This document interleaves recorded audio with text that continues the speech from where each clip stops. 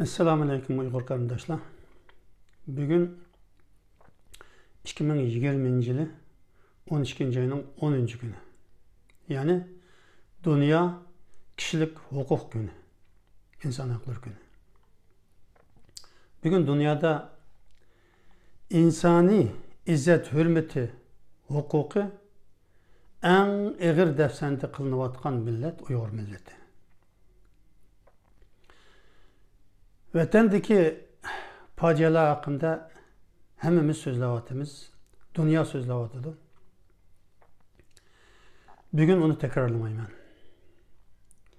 Bugünkü benim Uygurlarının insan hakları meselesi de deydiğinim yurt dışıda barıdığan, kilidığan yeri yok. Aç, yoksul, perişan turvatkan Uygurlarga neme üçün Amerika ve Avrupa'da bulanı kolektif halda köçmen statüsü verip o devletlerge ekitip yerleştirmeydi. Yerleştiriş imkaniyeti var mı, yok mu? Başkalarını kandak yerleştirdi, Uygurlarını bolsa kandak şu ana kadar unutup kaldı. Yani Uygurlarını unutup kalını yok. Amerika unutup kalını yok. Trump prezident saylangandan keyin gerçi 2016 yıldan 2018 yılgacha 2 yılga kadar Xitay diktatörü Xi Jinpingni mening en yakın dostum deb maqtab tuğan bolsa-mu, onunla Xitay Xi Jinping hiç qanday pisan qilmay Amerikanın içiga urib tuğanligini bilgenden keyin Xitayning Amerikaga bo'lgan düşmanligi, Amerikanın taxtini yiqitish niyatidan vaz kechmaydiganligini bilgenden keyin Trump hükümeti bo'libmi Mike Pompeo, yani Tashqi ishlar ministri Uygurlarga bevosita ega chiqdi ve Amerika medyası, Amerika'daki bütün devlet teşkilatları Uygurlarga ega chiqdi ve Xitayning Sharqi Turkistonda yurgizayotgan irqiy qirg'inchiligini o'ttirg'a chiqadi. Bugun Xitoyga eng og'ir jazolarni qo'llanayotdi. Xitoy rahbarlariga tunigun taqa. Xitoyning yana muavin minister derecelik 14 tane emeldağlığa ceza uyguladı. Bunun içinde bu Çingçengo'dun burunqi Şarkı Türkistan'da turvatkan Xitay Komünist Partisi sekreteri Jiang Chunshanmi var. Amerika'nın bu pozisiyasi biz Uygurlarni hakikaten memnun kıldı. Ama bularning hammasi yani Amerika'nın tirishchanligi, Avrupa'nın tirishchanligi bu Sharqi Turkistondagi Uygurlar ustida elib borilayotgan zulmni yengillatishda hech qanday bir roli şu an hozirgacha ko'rilmadi. Sebebi Xitoylar Amerikadan olinmagan intiqomini biz Uygurlardan evatadi. Texmi kuchli evatadi. Yani senin yüzünden bizge Amerika mushundaq jazo uyguladı. Mana çek jazoyingni deb texmi qattiq ig'ir besimlarni qilyotdi, o'ltiryotdi, tutyotdi. Ama bu Amerika yani Uygurlarga mushundaq ega chiqayotgan, Uygurlarning dardini anlatyotgan, Xitoyga besim qilyotgan, Xitoyga ambargo, jazo uygulayotgan Amerika Uygurlarni yani Türkiye'de ve başka Orta Asya'da ve başka İslam devletlerinde ağır şaraiti qilayotgan, vatandaşlığı yok. Baradigan keladigan yeri yok. Turayotgan. Mesela Malezya, Tayland bu yerlerdekiler texmi azap içinde turmalardı. Bular hakkında Amerika'ya ep ketişini düşendi mi? Oyladı mı bu devlet? Yok. Ama Amerika bizge okşaş Türk boğan, Müslüman boğan bir halkını toplu halda, yani 15 mingden artık Ağızka Türk'ünü Amerika'ya apırıp, yani kollektif halda köçmen kılıp, köçmen statüsü verip Amerika'ya yerleştirdi. Bu Ağızka Türkleri kim? Yani 1828-29 yılları Çar Rusya, Azerbaycan'da besip oldu ve bu Karadeniz taraftaki Türkiye'nin bir kısım zeminlerini besip oldu. Çünkü uruşlarda tekme kengiyip besip oldu. Ama şu vaxtlarda Osmanlı'nın koludan Ruslarının koluga ötüp ketken bu topraklarda, yani Türkiye çigirsida yaşavatkan Karadeniz boylarındaki bir halk, yani Türk halkı. Bunlar 160 bin bu Ağızka Türk'ünü 2. Dünya Uruşu'dan keyin hain millet e'lon qilib Stalin Orta Asya Sibiryalarga sürgün qilgan. 1989 yılı yani Özbekistan'ın Fergana Vadisi'de Özbekler urup çıkıp bu Ağızka Türklerini qoğlagan deydi. Rusiyanın Krasnodar degan ve başka Kazakistan, Kırgızistan ve başka yerlerge köçüp ketişke mecbur kalgan Ağızka Türkleri. Yani 2004 yılı bir kısım Ağızka Türk'ünü Amerika'ya Avrupadan bilen eketti Amerika hükümeti. 2006 yılı keyin 2007-2008 degandek 12.500 ailini Amerika'ya köçürüp ketdi. Onundan keyin yani 2400 ailini yeni bir kıtım köçürüp ketdi. Hazır mı? Bu Ağızka Türklerinin ki bu Orta Asyalarda, Rusiyalarda, o ya bir yerde kalan tukallar, hatta Türkiye'de kalan tukallarını bula bir yolla bilen ep ketiyotdu. Yani Ağızka Türklerinin Türkiye Cumhuriyeti devleti var. Büyük bir devlet. Ulanın hemmisini Türkiye'ye ekilip en yakşı yerleştiriş imkanı var. Ula gerçi Rusya'da, Orta Asya'da vatansiz sanalsı mı? Ulanın aslı bir vatanı var. Türkiye buladı mı bir kısmını zaten Türkiye'ye ekegen. Ama Amerika bulanı vatansiz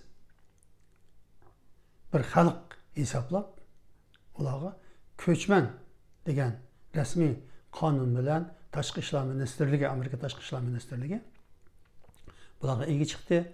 Onun dinkin Amerika'nınki şu multici idarelerine bulağı emir verdi, buyruk çöğedi. Ula devletninki yani karar bilen bu Ağızka Türklerini Amerika'ya gelip yerleştirdi. Aslında Ağızka Türklerininki Amerika'da hiç kandak asası yoktu. Ulanın lobi faaliyeti eb bağışlık küçü mü yok? Onda bir cemiyeti mi yoktu?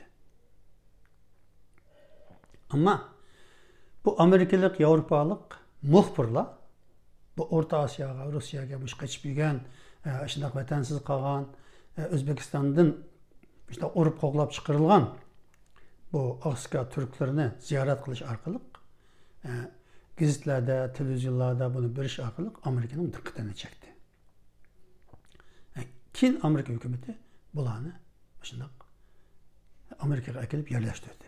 Bugün Uygurlarının Amerika'da vakırsa avaza çıkıdek teşkilatları var.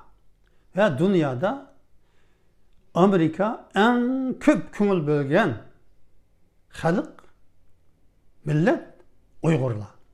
Yani Uygurların hem her kandak gibini Amerikalık anlavatıdı. Mesela Dünya Uygur Kurultayı ötken bir işgal aldı da şu Münih'teki Amerika konsulu bilen Dünya Uygur Kurultayı'nınki rehberleri arasında bir diyalog, yani söhbet oldu. Mesela dedinlerini anlatınlar bizge dedi ve bulamı dediğini anlattı. İkinci kıtım Amerika Taşkı İşler Ministerliği bir vasıta bulağa yine bağlanıp şu görüntülü, yani görünüşlük bir söhbet uzaktan, söhbet ebadi, yine de Uygurlarının ki derdini anladı ve Pompeo'nun Uygurlarga bo'lgan salamını yetkizdi. Bu yerde Uygurlar Amerika'nınki, yani şu Orta Asya'da, uzak hani bu Pasifik rayonlarda, devletlerde, Türkiye'de çaresiz kılıvatkan 10 bin, 20 bin lap Uygurlarının Amerika'ya köşmen kılıp ev getiş telvede buldu mu, bulmadı mı? Bunun haberim yok. Çünkü bu aşkarı söhbette bu gaplar yoktu. Belki bir yani cemaatke uçuk bulmagan söhbetlerde oturup koydu mu, koymadı mı bilmeyim. Oturup koygan bolsa nayet yaş kılgan buludu. Oturup koymagan bolsa bu meseleni biz gün tertipke ekilişimiz lazım. Amerika bu kadar köngül bölüdüken Uygurlarga. Nimiş ki bu yurt dışında vatansiz kalgan, pasaportsuz kalgan, insan hukukları, yalnız insan hukukları emas, yaşam hukuku bile bulmagan bu insanlarga ilgi çıkış mecburiyeti var. Ama bunu Amerika'ya hatırlattıran biz Uygurlar. Yani bu kadar Uygur var, bunu siz elin deydiğin biz Uygurlar. Çünkü Amerika tamamen alalaydı.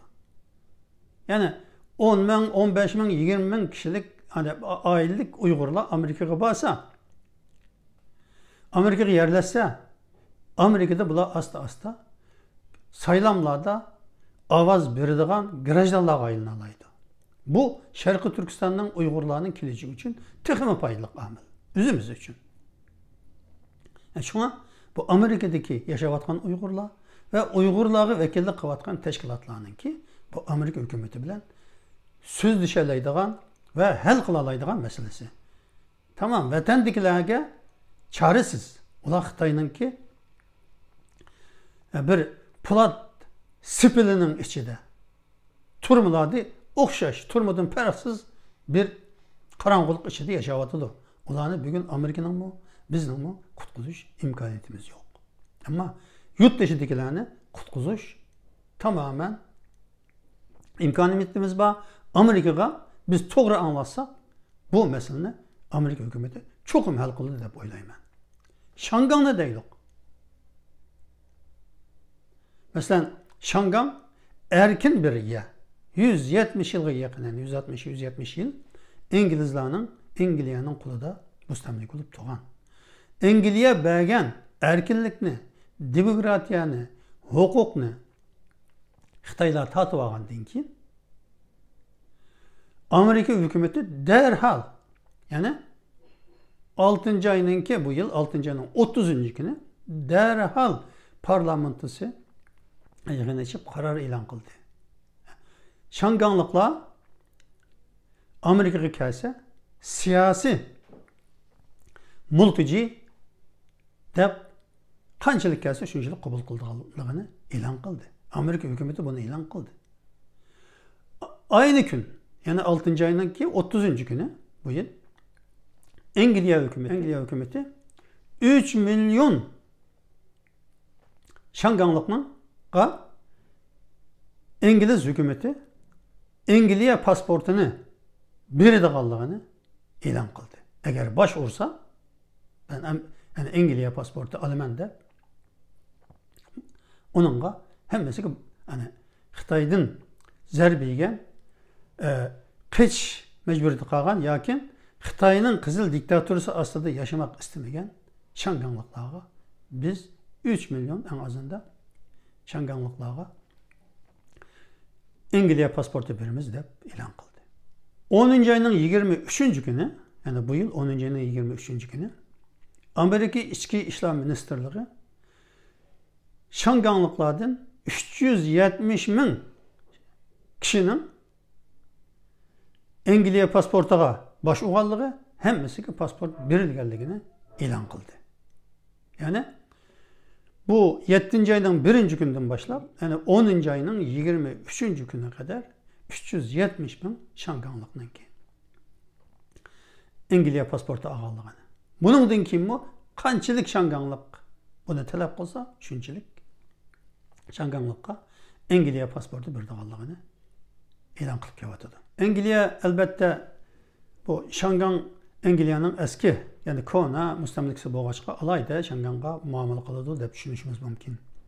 Uyg'urlarmi kasi qabul qilamiz dedi deymiz. Ammo Angliyaga viza elib berib u yerda o'z iqtisodi bilan o Angliyaga yerleşmek asan emas. Naydi jiq pul ketadigan ish. Şanganlıqlar Angliya pasportini elib boshqa yerlardami, ya'ni Angliya fuqarosi bo'lib yashayveradi. Ammo Uyg'urlar, masalan, Turkiyadagi Uyg'urlar Turkiyada turib Angliya elchixonasiga iltimos qilib Angliya pasportini elish imkoniyati yo'q. Bu Şanganlıqlarga o'xshash. Chunki Şanganlıqlar yolg'iz Angliyaga berib boshqarmaydi. Şanganda turib boshqaradi. Va shu yerda pasportini beradi. Ularga hech qanday cho'ng bir chiqim ketmaydi. Ammo Uyg'urlarga bu imkon yo'q. Xitoy bu Hong Kongning erkinligini tatib olgandan keyin, ya'ni bexatarlik qonuni degan bir qonun chiqarib, Hong Kongning oliy avtonomiyalik huquqini tatib olgandan keyin Amerikaga yerleşiyotgan bu Hong Kongliklar naytı köp. Ularning ichida yo'qsul, ishchilar, kichik tijoratchilar, ishsizlar bor. Hammasiga Amerikaga chiqyotdi. Ammo Uyg'urlar Hong Kongliklarga o'xshash qo'lida undaq her yerga bora oladigan pasport yo'q. Hong Kongliklarning qo'lida pasport bor. Xohlagan kuni hozir bu chiqib ketadi. Mal mulkiga bu Xitoy, yani merkezi hükümeti el qo'yolmaydi, musodir qilolmaydi. Ular xohlagan yerga bora oladi. Hozirmi ko'pinchisi erkin. Faqatla Xitoyning qo'l ostida, hokimiyat ostida yashamoq istamaganligi uchun ular ketyapti. Yani Avustraliyaga ketyapti, Kanadaga ketyapti. Bularni hammasi qabul qilyapti. Kanadada 2 milyon Xitoy bor. Bularning 1 milyondan ortig'i Şanganlık Xitoylar. Zamanında şu 97-yili Xitoyga o'tkazib berishdan burun ketgan va uningdan keyin ketgan Xitoylar. Torontoda, masalan, eng chong shahri Torontoda 800 bin Xitoy yashaydi. Vancouver'da 500 bin Xitoy yashaydi. Vancouver'dagi Xitoylarning hammasi asosan shu Hong Kongdan ko'chib kelgan Xitoylar. Ularninki u yerdagi Xitoycha televizyon, radiolari va idora jamiyati o'zaro konuşgan tili Hong Kong tili. Yani bu kadar. Avustralya'da mı şunda? Xitoylarning aytı ko'p. Hem şu Hong Konglik Xitoylarning aytı ko'p. Hozirmi bularga Yevropami, hatta Germaniya bayonot e'lon qildi o'z zamonida. Fransiyami shunda. G'arb davlatlari qanchalik Hong Konglik kelsa siyosiy siqintidan, yani siyosiy siqinti tufayli hammani qabul qilganligini e'lon qildi. Ammo Uyg'urlarning vaziyati Hong Kongliklarning vaziyatiga qaraganda 100 qat emas, 1000 qat, 1000 hassa ig'ir sharoitda. Bütün tehlikeге, xatarga, o'limlarga qaramay Vietnam, Malayziya, Tayland yollarda konteynerlarga silinib Xitoy mafiyalarininki inson qachoqchilarga pul to'lab ashundaq chiqqan. Hozirmi Xitoydan qo'liga tushmaslik uchun tipirlayotgan. Boshqa yo'llardan bo'lsa-mi kelib Turkiyada yashayotgan. Yani xatar bo'lgan, her zaman xatar, tahdid his qilib turayotgan. Yani Xitoy ikkitami biz. Qachon qutulamiz deb vatandan 5000, 10000 kilometr uzoqlikda turib Xitoy asoratidan yana Xitoy vahimasida yashayotgan Uyg'urlar bor.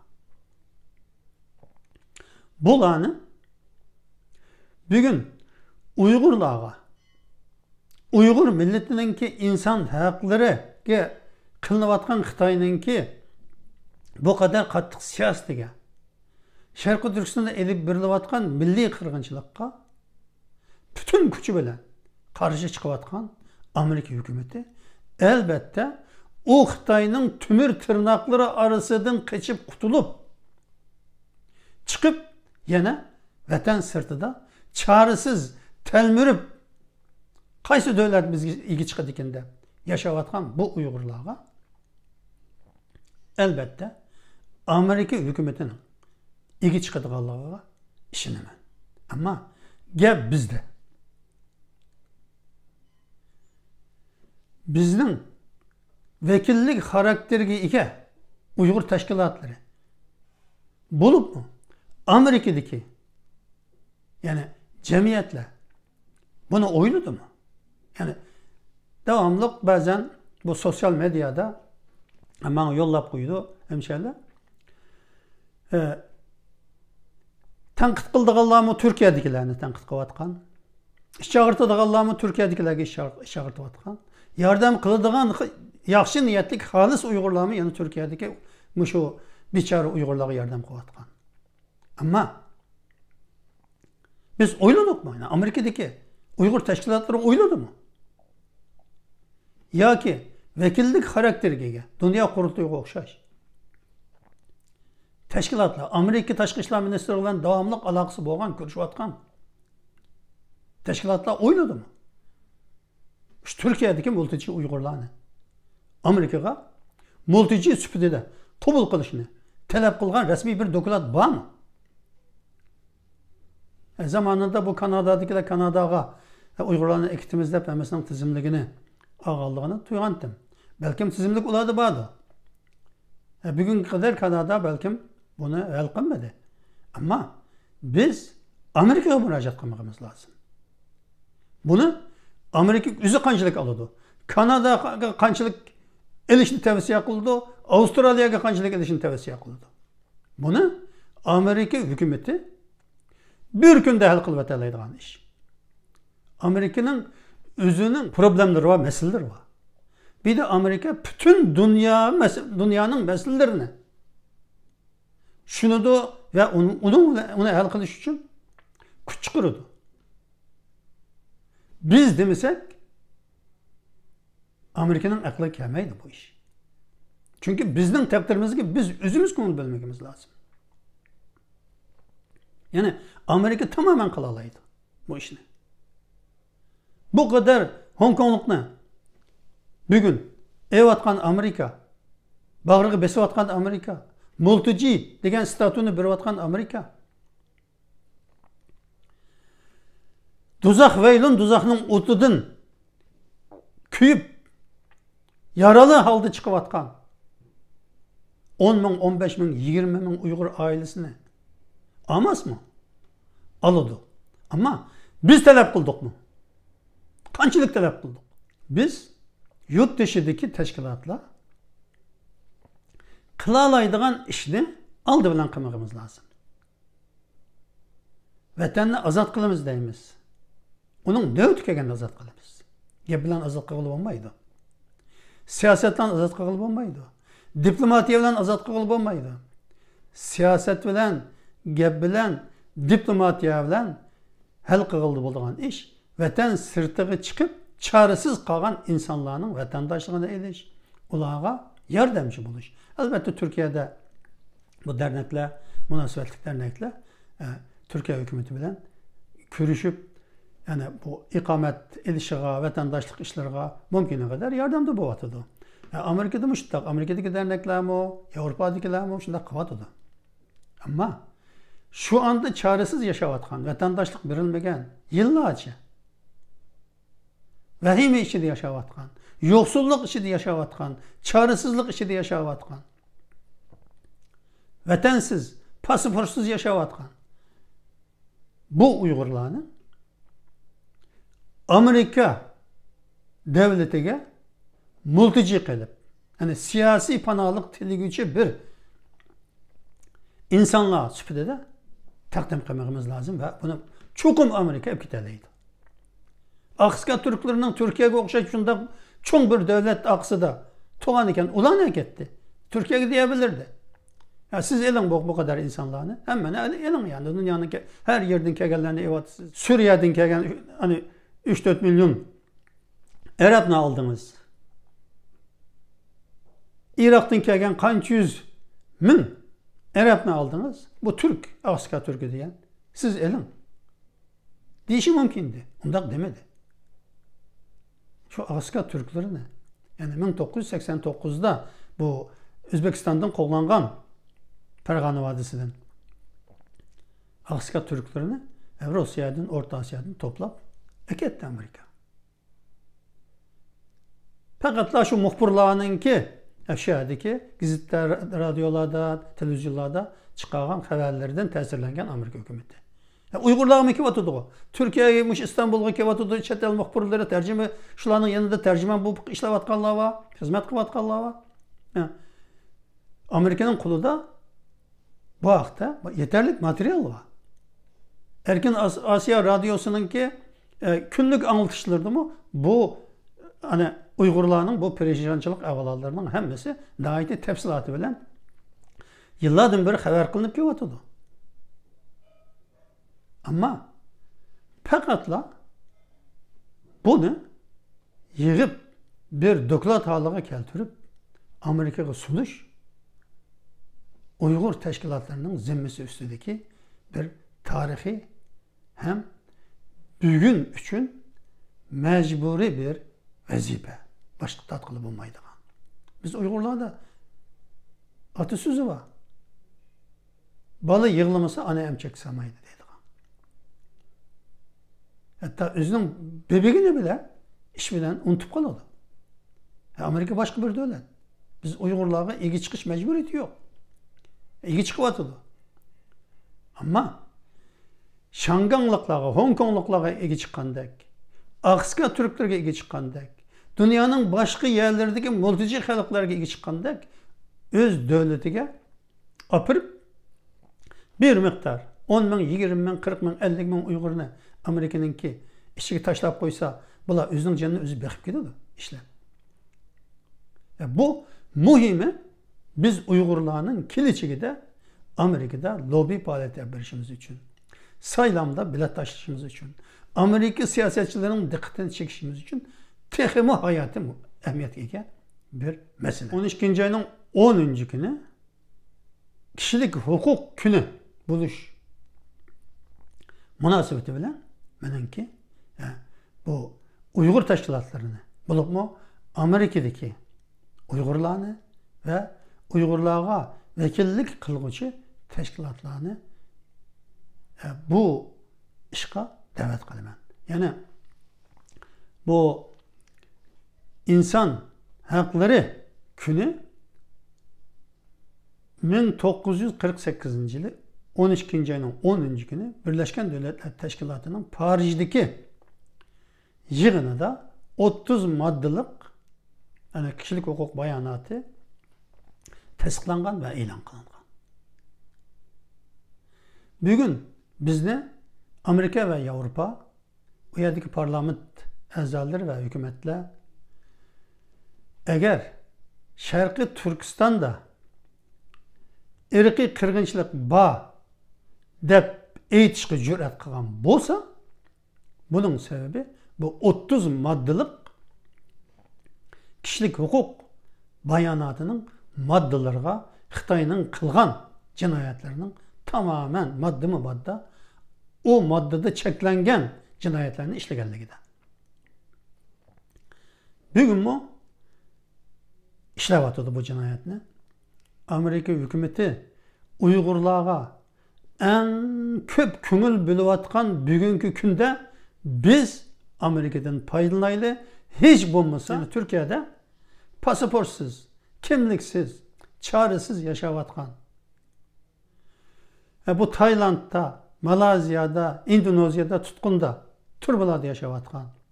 Orta Asya'da ne gitişini bilmeyi tenmirip yaşavatkan. Uygurlarının Amerika'ya talep kılıp Amerika devletinin bununla egi çıkıp Amerika'ya apırıp multici yani statüsü bilen Amerika'ya köçürüp apırıp siyasi panalık bir işini talep kılışımız ve bu hakta bir doklat hazırlap sunuşumuz lazım. Bunu şahsiyle kılsa belki bir itibarga ilinmaydı. Ama bence Dünya Uygur Kurultayı bunu kılmak lazım. Eğer kılmagan bolsa, eğer mahfi kürüşken bolsa bu hakta bu mahfi kürüşüdüğün mesele emas aslında, aşkar mesele emas da. Bunu gün tertipke asa tarihi bir hizmetke millet için en büyük bir töhbege imzasını atkan buludu dep düşünüyorum ben. Bugünçe Allah'a emanet.